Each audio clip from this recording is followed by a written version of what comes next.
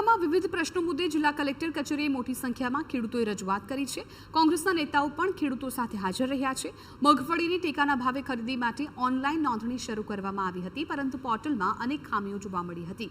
નોંધણીઓના આધારે મગફળી વાવેતરની ચકાસણી હાથ ધરવામાં આવી હતી, જેમાં 2500 થી 3000 ખેડૂતોને તેમના ખેતરોમાં મગફળી વાવેલ નથી તેવો મેસેજ અપાયો હતો।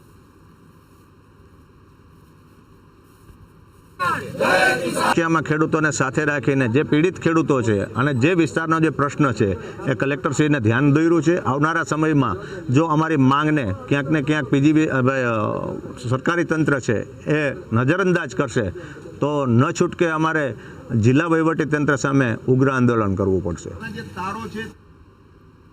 આ તરફ ખેતીવાડી અધિકારીએ સ્પષ્ટતા કરી કે કોઈ પણ ખેડૂતની અરજી રદ કરાઈ નથી। 2700 જેટલી અરજીઓ ચકાસણી માટે મૂકવામાં આવી છે, જેમાંથી અંદાજે 1900 ખેડૂતોની ફરિયાદોના આધારે ગ્રામ સેવકો દ્વારા સ્થળ ચકાસણી હાથ ધરાશે। જો મગફળીનો પાક વાવેલ હશે તો નિયમસર તેની ખરીદી કરવામાં આવશે।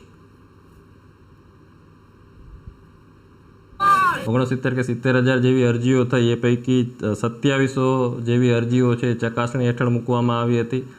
આ પૈકીના 1900 જેટલા ખેડૂતોએ આપણને એની સામે વાંધા અરજી આપી છે। આ વાંધા અરજી મળીએ ગ્રામસેવક દ્વારા એમની જે વાવેતર કરેલું છે એની ચકાસણી કરવામાં આવે છે, અને ખરેખર જો એમને ત્યાં મગફળીનો પાક જોવા મળે તો આ તમામ ખેડૂતો જે છે જેમને ત્યાં મગફળીનો પાક જોવા મળેલ છે એમની નિયમો અનુસાર ખરીદી કરવામાં આવશે।